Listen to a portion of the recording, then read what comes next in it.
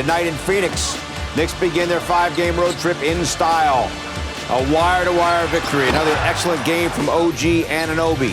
Jalen Brunson, 36 points, 10 assists. Karl-Anthony Towns, 34 points, 10 rebounds. Knicks took a double-digit lead in the first quarter, and it was a double-digit lead from then on. And the Knicks win at 138 to 122. Great to have you with us, everyone, from our Delta MSG studios. Bill Peter, along with Alan Hanna, Wally Zerbiak. We talked about the offensive masterpiece that the Knicks provided on Monday, Wally, against the Wizards. This one was even better than what they did against the Wizards when they scored 134. They get the 138 points tonight. Road mode kicked in big time. That's what it's all about. Josh Hart alluded to it. We got to go into opposing teams' buildings. You're going to be playing against the fans. It's just everyone in your locker room figure out a way to come away with wins. And Jalen Brunson set an incredible tone at the beginning of this game. First quarter, 43 points, just an outstanding performance as a unit to get off to a good start. And give Phoenix credit. They fought. They made some shots to make it close. But, boy, the Knicks 1-2 punch with Karl-Anthony Towns and Jalen Brunson. Pretty good. It's as good as it gets in the NBA. Well, 272 points in 2 games now for this team. 138 tonight, 134 on Monday night. It's the first time since 1988 this team has scored over 130 points in back-to-back games. So this offense is clicking. Another 30 assist performance as well. First time they've gone 3 straight games with 30 assists since 1994-95 season. So there's a lot of history with this offense for this team. Now, I'm sure Tom Thibodeau is going to talk a little bit about defense in this game as well. They gave up 122, but when your offense is cooking like this offense is, Jalen Brunson gives you 23 in the first half, Karl-Anthony Towns gives you 23 in the second half, and the two of them combined to make sure that whatever Phoenix was doing from three-point range wasn't going to affect the end result, which is now another win. And the Knicks now starting to stack the wins that they need to do right now. And like the win against Washington, guys, on Monday, the Knicks got out of the gates in explosive fashion. 44 first quarter points, best quarter they've had the entire year, and their first half, 76 points, tied for the best half they've had all year, Wally. 44 points is a lot of points in a quarter. It's incredible. I remember back in the day, that's a good half when you score 44 points. Look at the defense, the activity, and these steals and deflections leading to a lot of easy transition buckets. The Knicks just really came in ready to play, set the tone for this road trip. The first game came out lights out. Jalen Brunson really likes shooting in the footprint center. Oh, yeah. He's 16 for his last 20, Brunson, from 3 in this building. 16 for 20. There's some buildings where you like those nets and you like those rims, Bill Pito. It's the lighting, right? It's all about the lighting. It is about the lighting. It's about the lightings.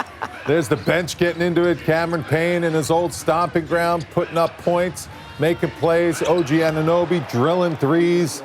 Another really balanced attack. This team is loaded. Look at those numbers. Look at another over efficiency. 50%.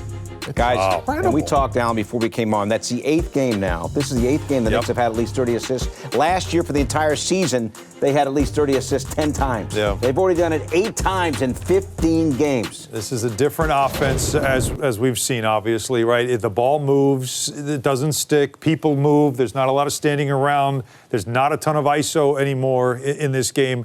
And they start out games like this now, which, again, Wally, it shows you that over the last week and a half, something's starting to click. But the one thing that you have noticed starting games is a different attitude that they've had. And it's after that Pacers loss in Indiana that you heard a lot of the play. They were mad about that game. And you heard them talk about how we can't be like this. We've got to step it up. They have since that game. Yeah, they have a good core. That starting unit is as good as they get, and they're getting contributions off the bench. They got smoked in high pick and roll in that Pacers game. And since then, Tom Thibodeau's made some adjustments. He's figured out that teams are not just going to be able to do whatever they want running that play against us.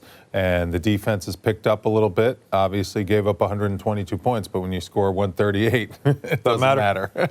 So last December at Phoenix, Brunson went for 50, Allen. 9 of 9 in that game from 3. Tonight, same building, 36 points, 7 of 11 from 3. And I said it a moment ago, worth repeating. In his last 2 games in this building, Brunson is 16 for 20 from downtown. Yeah, it must be something about the lighting, the rims, whatever it is in Phoenix. He loves it there because he started out the game the way he ended the game in Phoenix last year. But you know what you like about this is obviously the aggressiveness. First and foremost, why were they guarding him one-on-one? This is right. When he sees one-on-ones now, it's almost like he feels open, right? Like that, like he's seeing guys sitting in front of him. And let's not forget, while he opened up the first quarter with a huge quarter, he didn't miss a shot, he had 11 points. He also had 6 assists. So this wasn't a high-scoring Brunson game where he's not passing the ball. He also had another double-digit assist performance. 3rd in a row. So for him, he was a playmaker.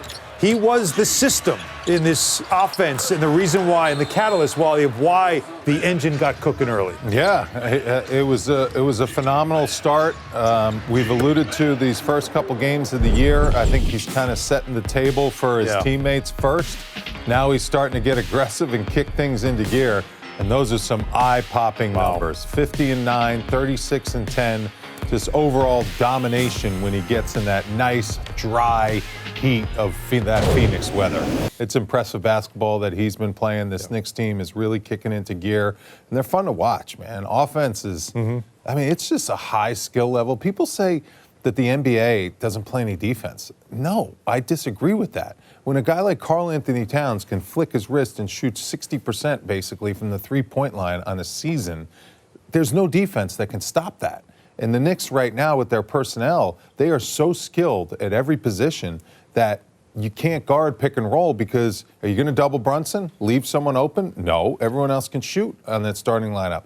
There's no holes in this starting lineup's offensive abilities. And the part of the thing, too, you have to point out is that the Knicks were ready to blow this game open in the third quarter, up 23. Royce O'Neal just went crazy for 3. And we're seeing this in the league where there's always, like, that three-point shot is the great equalizer. Teams can make it. They can turn games around.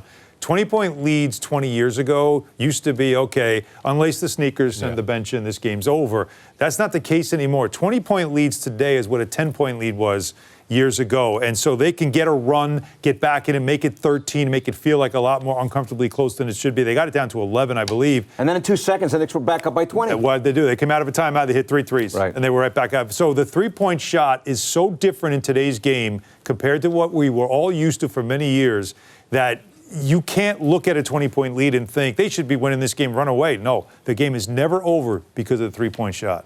No lead is safe. No lead is safe. All right.